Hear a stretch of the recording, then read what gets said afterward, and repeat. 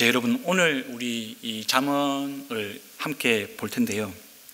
이 잠언의 저자가 누구인지가 우리가 좀 살펴봐야 되고요. 그 다음에 독자가 누구인지 먼저 좀 생각을 하면서 이 잠언을 읽으면 더 은혜가 풍성하겠습니다. 성경학자들에 의하면 이 잠언은 대부분 이제 솔로몬이 이렇게 지었습니다. 썼죠. 솔로몬 아닌 분들도 계시긴 한데 대부분 이제 솔로몬 왕이 썼습니다. 그러니까 1차 독자는 이 솔로몬과 잠언을 쓴 사람들이 가르치던 학생들 그리고 그의 자녀들이 되겠습니다. 오늘 본 우리 21장 본문, 이 본문도 솔로몬 왕이 기록한 부분입니다. 그래서 잠언은 이 이스라엘 공동체의 최고 지도자, 대표자라고 할 수 있죠. 그 솔로몬 왕이 그의 자녀들 그리고 이스라엘 공동체의 다음 세대, 그 다음 세대의 믿음을 어떻게 세울 것인가, 그것에 대해서 초점을 맞춘 그런 책이라고 할 수 있겠습니다. 그래서 우리가 이 잠언을 볼 때는 그냥 나에게 주는 하나님의 말씀, 그렇게 1차적으로 받아들여도 되고요. 근데 거기서 한 걸음 더 나아가야 될 것은 우리 가정을 향해서, 우리 자녀를 향해서, 우리 공동체에 있는 우리 다음 세대를 향해서 하나님께서 무엇을 말씀하시고 싶어 하시는지 그것을 우리가 잡아내야 되는 거죠. 그것을 우리가 솔로몬 왕과 같이 동일한 마음으로 읽어내려야 우리가 이 잠언이 주는, 또 잠언을 통해서 하나님께서 우리에게 주시고자 하는 그런 메시지들을 우리가 잘 붙들 수가 있겠습니다. 여러분, 우리 자녀들이 한번 생각해 보면 좋겠습니다. 우리의 다음 세대를 한번 생각해 보면 좋겠습니다. 우리의 한국교회, 우리 교회의 다음 세대, 우리의 자녀들, 참 쉽지 않은 그런 현실을 마주하고 있습니다. 불편한 현실이 우리 앞에 있습니다. 여러분, 코로나 이 거리두기가 지금 이제 전면 해제가 됐잖아요. 그렇게 전면 해제된 이후에 주일 현장 예배로 복귀하는 그 참석률이, 예배 참석률이 혹시 얼마인지 아십니까? 이 통계 자료를 보니까요, 코로나 이전에 대비해가지고 우리 작년 계층은 73%의 회복률을 보이고 있습니다. 그러니까 코로나 전에 한 100명 정도가 참석했다면 지금 한 70여 분 참석한다고 보시면 되겠습니다.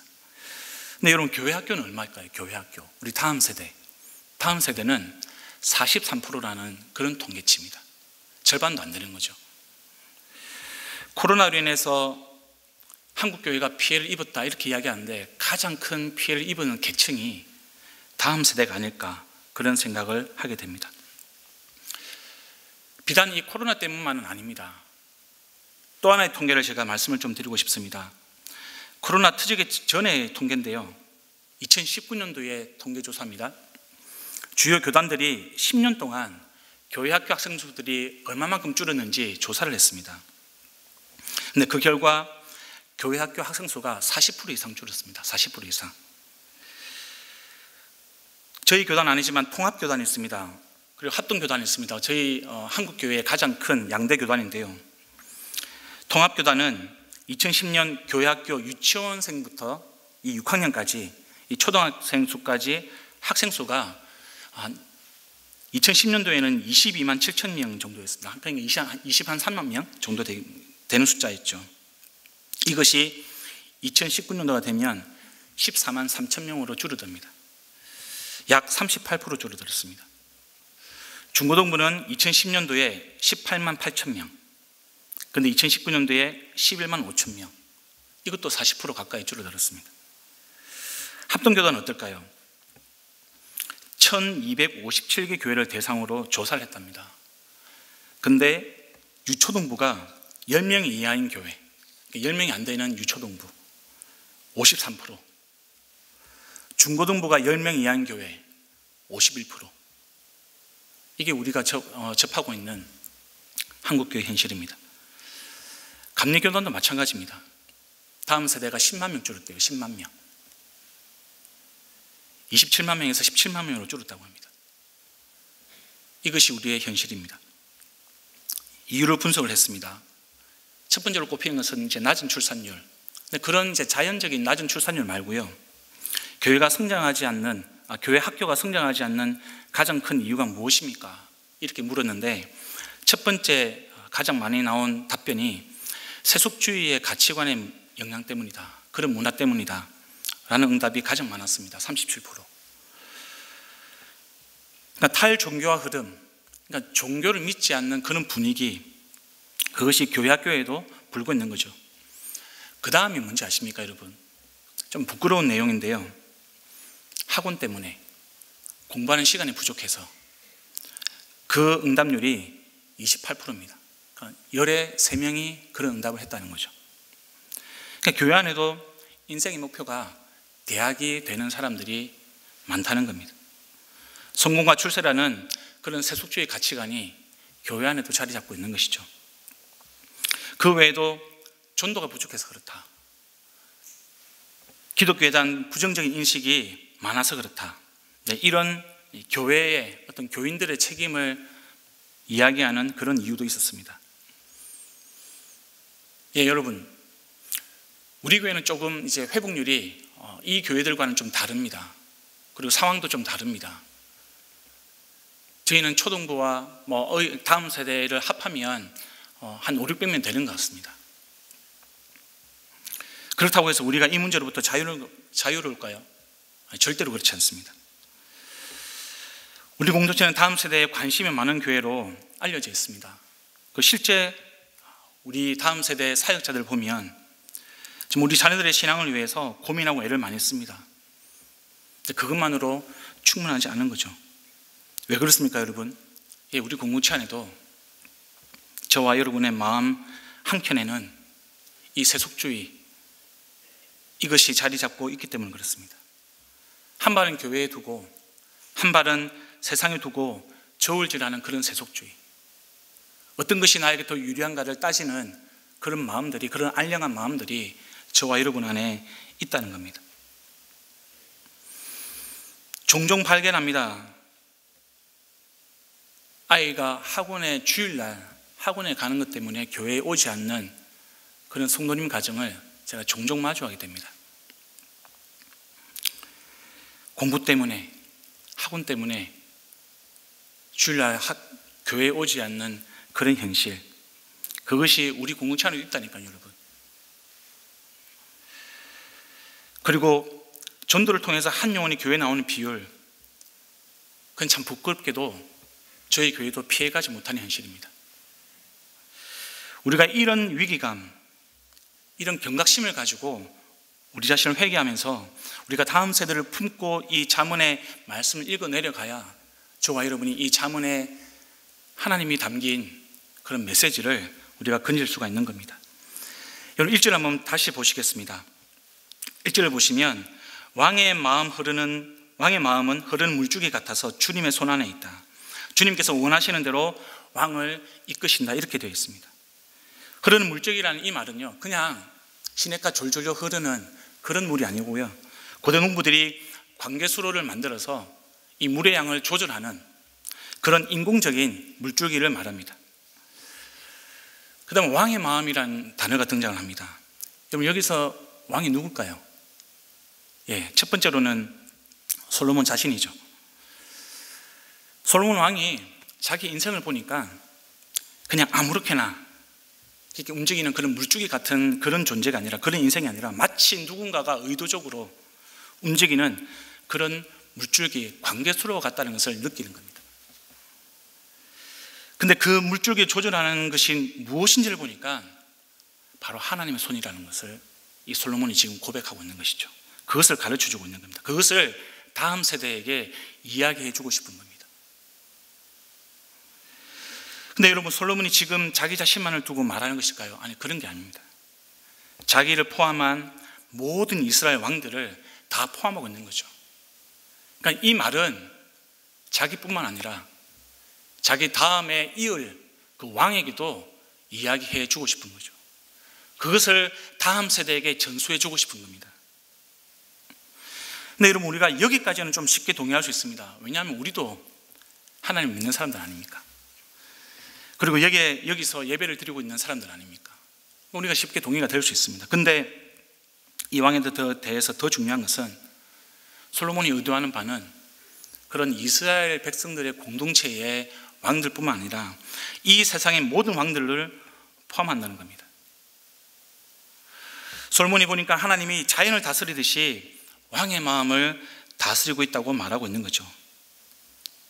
우리의 믿음은 우리의 공동체에 한정되는 것이 아니라는 것을 지금 솔로몬이 이야기해 주고 싶은 겁니다. 만군의 여호와, 세상을 주관하신 하나님, 이분이 바로 우리가 믿는 하나님이다.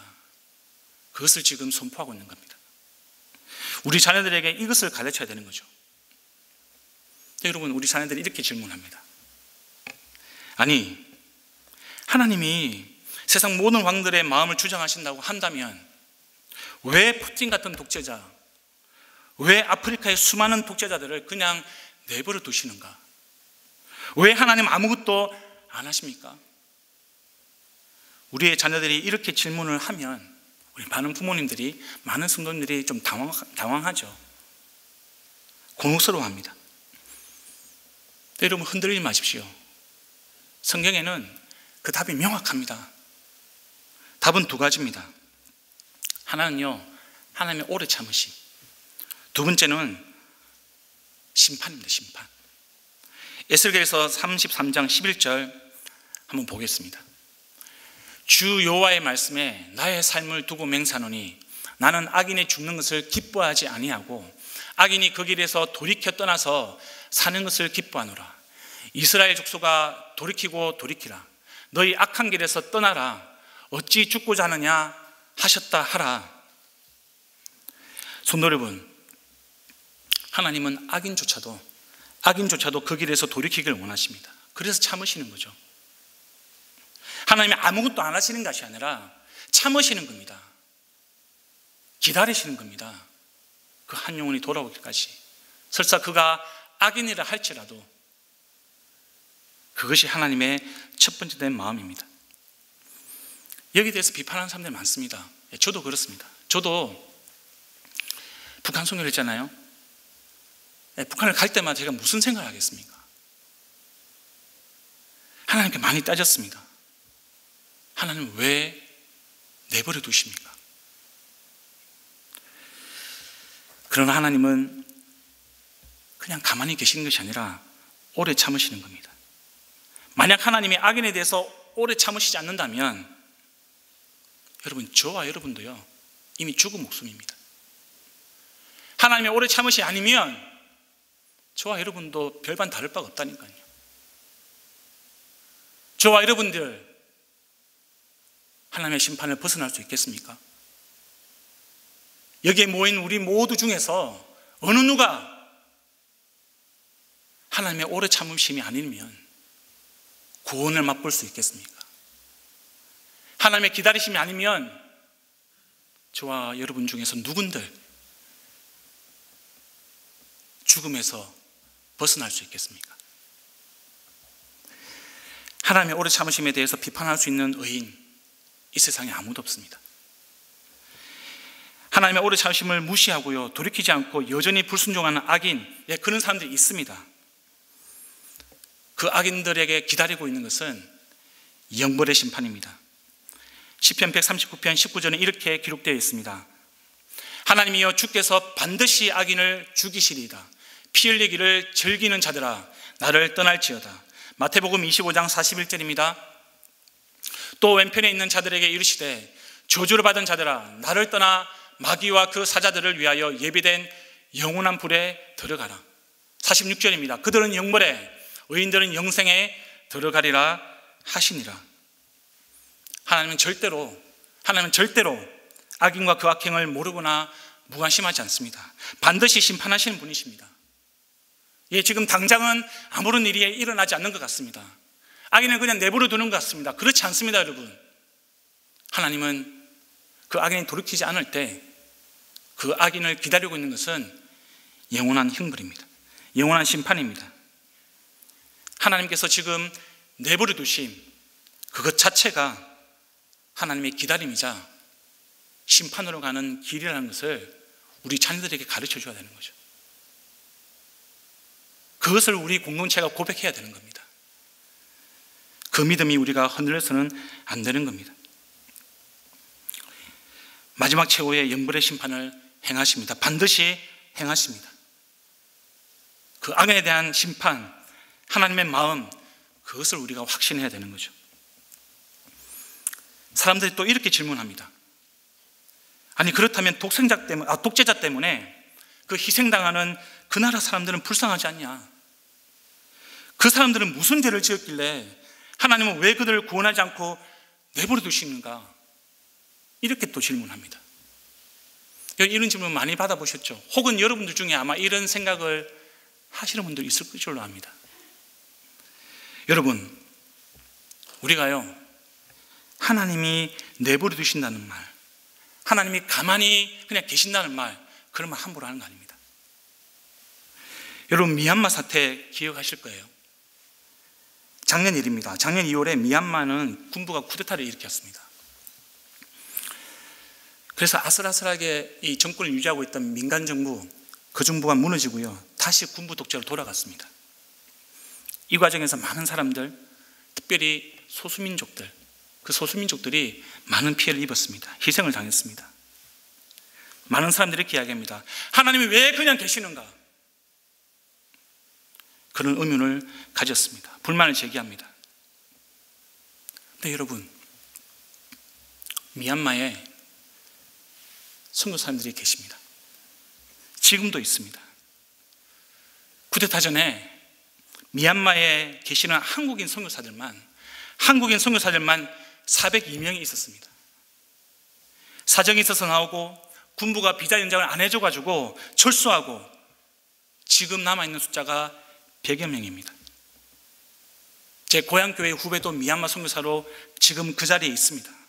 미얀마에 남아서 미얀마의 영혼들을 섬기고 있습니다. 미얀마의 평화가 임하도록 미얀마의 영혼들을 붙들고 지금도 씨름하고 그 나라를 하나님께 돌아오도록 울면서 기도하고 있습니다. 그리고 우리를 향해서 형 기도해줘, 미얀마를 위해서 기도해줘, 그렇게 요청하고 있습니다. 성도 여러분, 그 선교사들이 누구인가요? 그 선교사들은 하나님과 아무런 상관이 없는 사람들입니까? 아닙니다. 바로 그 선교사들이 바로 작은 예수들이죠. 그 선교사들의 삶이 바로 하나님께서 우리에게 역사하시는 현장인 거죠. 하나님이 아무것도 안 한다고요? 하나님이 내버려 두셨다고요? 하나님은 절대로 그렇지 않습니다. 하나님은 한순간도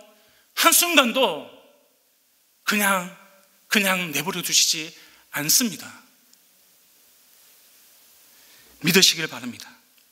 하나님이 가만히 계시는 것이 아니라요, 하나님의 그들의 고통 가운데 눈 감고 있는 분이 아니십니다. 하나님은 일하십니다. 하나님의 사람들을 통하여, 하나님의 동역자를 통하여, 하나님의 자녀들을 통하여서 하나님은 지금도 그들과 함께 하십니다.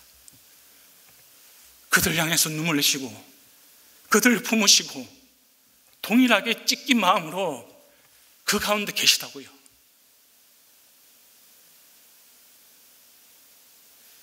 우리가 하나님을 볼 수 있어야 됩니다. 그래서 여러분, 지금 솔로몬이 이 고백을 하는 겁니다.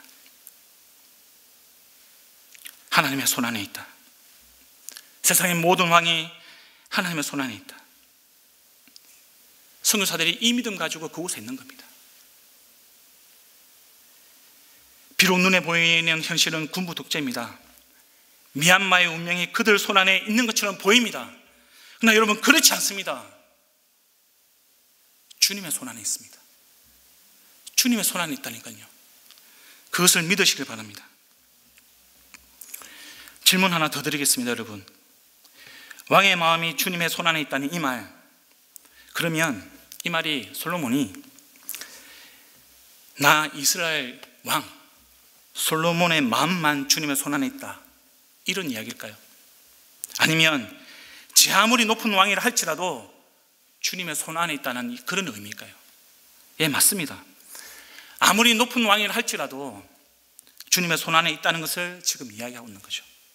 그러니까 여러분, 모든 사람들의 마음이 주님의 손에 달려있다는 이 말을 하고 싶은 거예요. 그 말을 지금 우리 자녀들, 다음 세대, 우리 공동체 가운데 지금 선포하고 싶은 겁니다.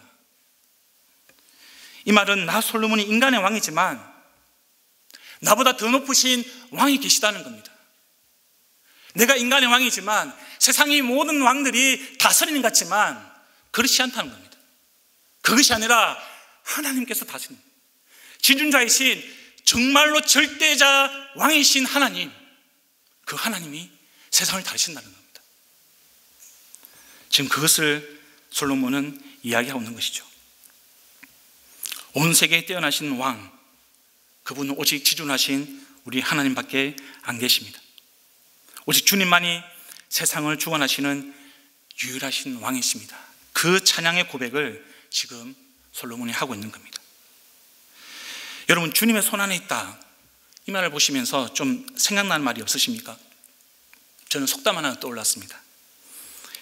그게 뭐냐면, 뛰어봤자 부처 손바닥 아니다, 뛰어봤자 지가 벼룩이지, 이런 속담입니다. 여러분, 뛰어봤자 부처 손바닥 안, 이 속담은 명나라 소설, 여러분 잘 알다시피 서유기에 등장을 합니다. 서유기에 손오공이라는 이 원숭이가 등장을 하죠. 이 손오공이 천방지축입니다. 천방지축. 세상을 뒤흔들고 천상세계에 올라가서 난동을 부립니다. 그런데 부처가 나타나서 손오공을 제압합니다. 그리고 약속을 합니다. 서로 간에 내기를 하죠.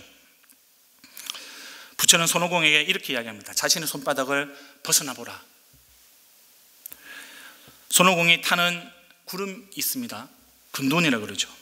그 군둔을 타고 하늘 끝까지 올라가는데요, 자기 눈에 기둥 5개가 보입니다. 손오공은 그 기둥에 자기가 왔다 갔다 하는 것을 글을 쓰고 돌아옵니다. 그때 부처가 웃으면서 이 손오공에게 손바닥을 보여주는데, 그 손가락에 이 손오공이 쓴 글이 있었다, 이런 이야기가 그 책에 기록되어 있습니다. 그러니까 이 이야기는 사람이 아무리 제 아무리 날고 기어도, 그런 재주를 가져도 어쩔 수 없는 한계가 있다는 거죠. 그것을 깨우쳐주는 교훈을 담고 있습니다. 근데 여러분, 오늘 잠언 말씀, 오늘 이 잠언 말씀은요, 이런 의미가 아주 없는 것은 아닙니다. 이 비슷한 이 뉘앙스 담겨져 있습니다. 근데 여러분, 이것은 이 구절이 담고 있는 본질이 아닙니다. 전혀 그것이 그렇지 않습니다. 훨씬 더 깊고 풍성한 영적 의미를 가지고 있습니다. 주님께서 원하시는 대로 왕을 이끄신다. 주님께서 원하시는 대로 왕을 이끄신다. 바로 이 표현에 그 의미가 잘 나타나 있습니다. 우리가 그 깊고 풍성한 영적 의미를 우리가 발견하려면 은혜의 관점에서, 은혜라는 관점에서 이 구절을 봐야 되는 겁니다. 성도 여러분, 저와 여러분은요, 원래 주님의 손 안에 있을 자격이 없는 사람들이에요. 왜냐하면 우리는 주님을 배신했습니다. 버렸습니다. 인간은 하나님을 떠났습니다. 그래서 죄인입니다. 죄인. 우리는 본래 어둠 가운데 있는 사람들이었습니다. 그래서 우리는 사실 주님의 이끄심을 받을 자격이 없는 사람들이에요. 그런 존재들입니다. 그냥 방향 없이 아무렇게나 흘러가는 그런 물줄기 같은 존재, 그런 존재였습니다. 주님의 이끄심이 아니라 우리 마음대로, 우리 뜻대로 살아가던 그런 존재였습니다. 근데 주님께서 은혜를 베푸시는 거죠. 주님께서 은혜를 베푸셔서 손수 우리를 위해서 물길을 만드시고, 그 물길을 통해서 우리의 인생이 흘러가게끔 하나님께서 은혜를 베푸시는 겁니다. 이사야서 53장 6절입니다. 우리는 다 양 같아서 그릇 행하여 각기 제 길로 갔거늘 여호와께서는 우리 모두의 죄악을 그에게 담당시키셨도다. 그렇습니다, 여러분. 우리는 우리 소변 옳은 대로 행하면서 그냥 각기 제 길로, 그냥 내 마음대로, 그냥 마음 가는 대로 그렇게 가는 존재들이었습니다. 그런 우리들에게 기다리고 있는 것은 영원한 죽음이죠. 그것이 우리 인생의 종점이었습니다.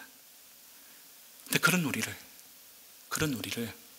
지금 주님께서 구원하시려고 아들 예수 그리스도, 독생자 예수 그리스도를 보내주셨고요, 그분이 십자가에서 우리의 모든 죄를 지시고 지금 돌아가신 겁니다. 우리의 모든 죄를 용서하시고 영원한 생명을 선물로 주신 겁니다.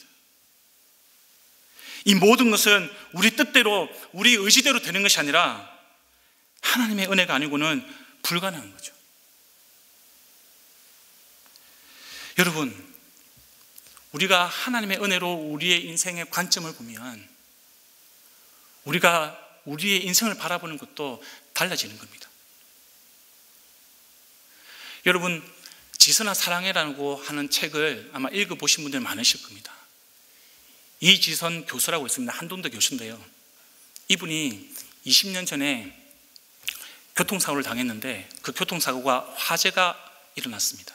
그래서 온몸이 불타는, 지금까지도 성형수술을 받아가면서 사는 그런 아픔을 겪고 있습니다. 이분이 최근에 이런 간증을 하시더라고요. 자기는 사고를 당한 것이 아니라 그냥 사고를 만났다고. 그러면 사고를 당하게 하신 하나님, 그 하나님께서 사고를 만나게 하신 걸로 내 인생을 바꾸셨다면 이제는 그 사고와 헤어질 수도 있겠구나. 나는 사고를 당한 피해자가 아니라, 그것이 팩트이긴 하지만 그러나 하나님의 은혜에서 보면 나는 사고와 만난 사람이고 이제는 그 사고를 하나님의 은혜로 인하여서 헤어질 수 있겠구나, 이렇게 고백하는 것을 봤습니다. 우리가 은혜의 관점에서 본다면, 우리가 은혜의 관점에서 본다면 하나님께서 우리 인생을 하나님의 길로 이끄신다는 것이 하나님의 긍휼이라는 것을 우리가 알 수가 있는 겁니다. 여러분, 2절과 이제 3절과 4절을 한번 함께 보겠습니다. 2절입니다. 사람의 행위는 자기의 눈에는 모두 옳게 보이나 주님께서는 그 마음을 꿰뚫어 보신다. 3절입니다. 주님께서는 정의와 공평을 지키며 사는 것을 제사를 드리는 일보다 더 반기신다. 4절입니다. 거만한 눈과 오만한 마음, 이러한 죄는 악인을 구별하는 표지이다. 성도 여러분, 하나님께서 죄로 죽을 수밖에 없었던 우리를 구원하시고요, 주님의 손 안에서 주님이 원하시는 대로 이끄시는 목적이 있습니다. 우리가 방금 읽었던 본문을 보면 그것은 우리가 마음을 다해서 드리는 예배라고 이야기할 수 있겠습니다. 그렇게 요약할 수가 있습니다. 여러분, 2절과 3절은요 서로 분리가 되는 구절이 아니에요. 분리가 되는 것이 아니라 서로 연결되어 있습니다. 2절의 핵심이 뭘까요? 마음입니다. 마음. 하나님은 우리의 마음의 중심을 보신다는 겁니다. 사무엘상 16장 7절에 이렇게 기록이 되어 있습니다. 여호와께서 사무엘에게 이르시되 그의 용모와 키를 보지 말라. 내가 이미 그를 버렸노라. 내가 보는 것은 사람과 같지 아니하니 사람은 외모를 보거니와 나 여호와는 중심을 보느니라 하시더라. 이렇게 기록이 되어 있습니다. 3절의 핵심은 뭘까요?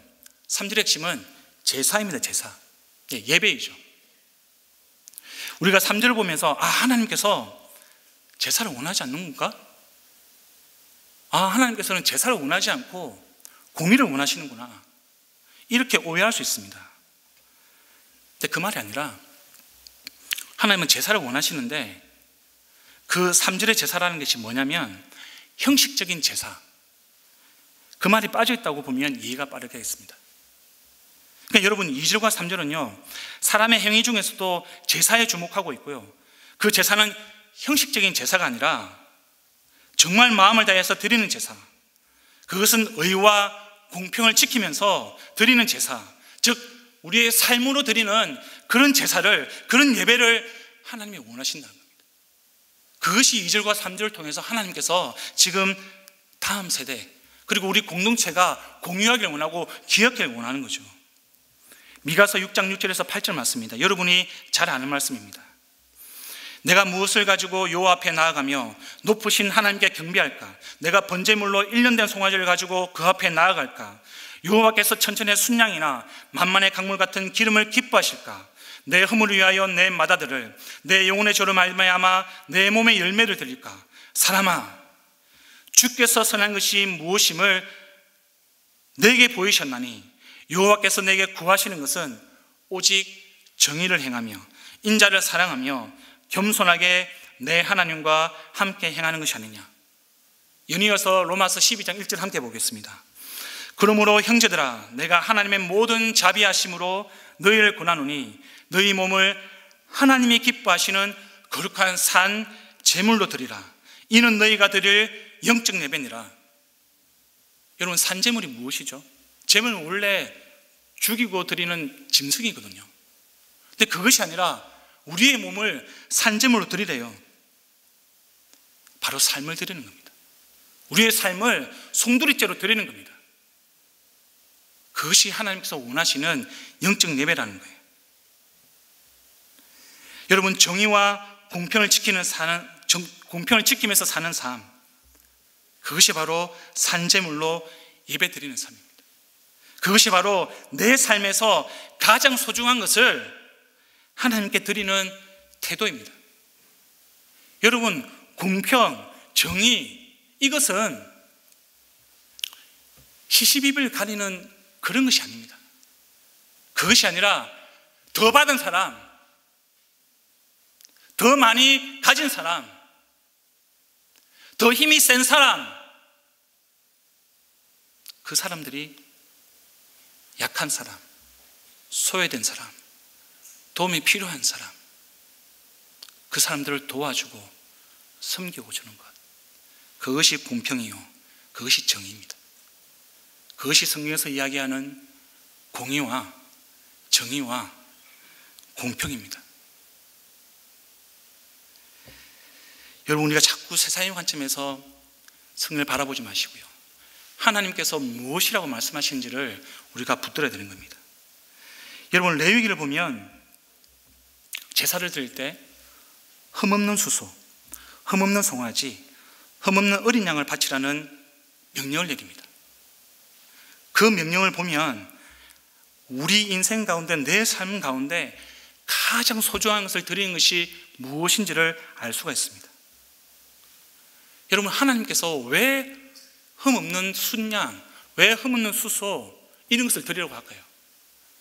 왜? 인간의 마음 속에, 이스라엘 백성들의 마음을 보니까 흠없는 수소가 있는데, 흠없는 순양이 있는데 아까운 거예요. 이게 하나님께 제사들이 나오는데 이게 아까워가지고 내 마음속에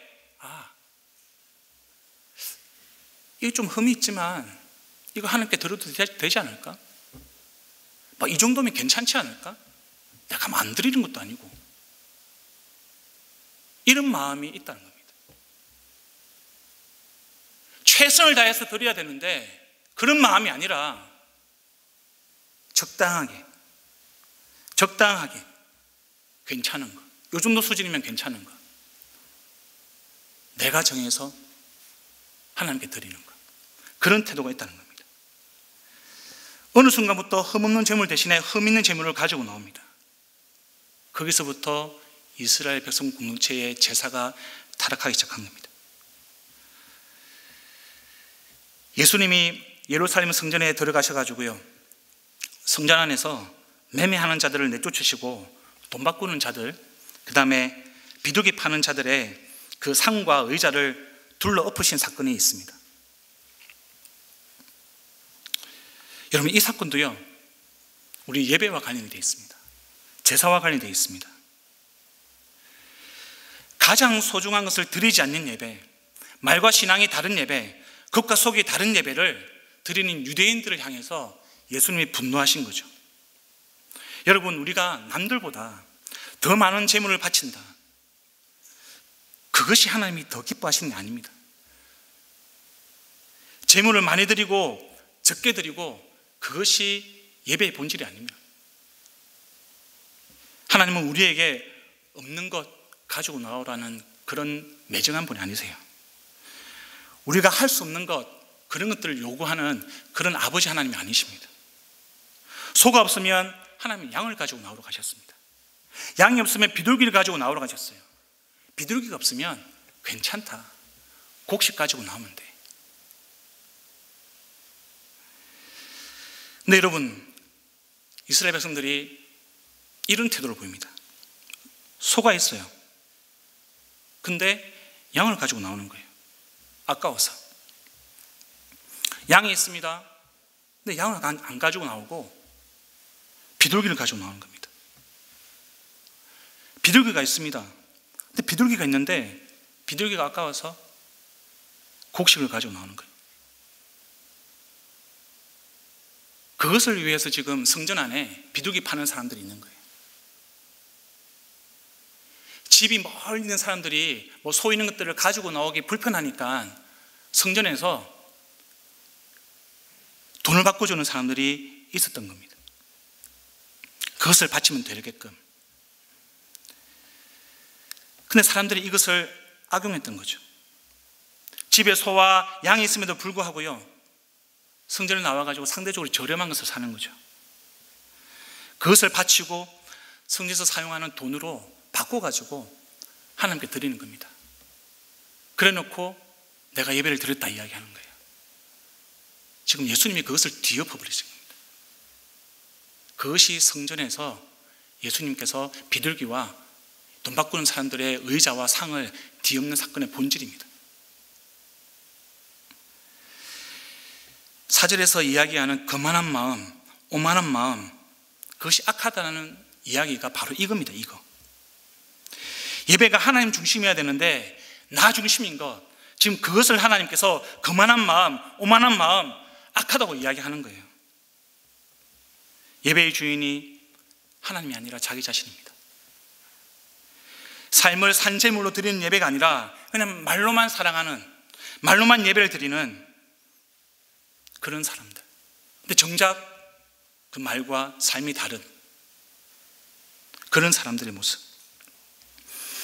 나에게 소중한 것을 드리지 않고 적당하게 드리는 것, 이 모든 것이 거만하고요, 오만한 마음에서 나오는 악한 겁니다. 이런 거만함과 오만함은 하나님의 관계뿐만 아니라 사람들과의 관계에서도 드러나게 되어 있는 거죠. 나 중심적인 관계로 삶의 예배를 망치는 사람들입니다. 마태복음 28장 25절에서 28절 말씀 한번 읽어드리겠습니다.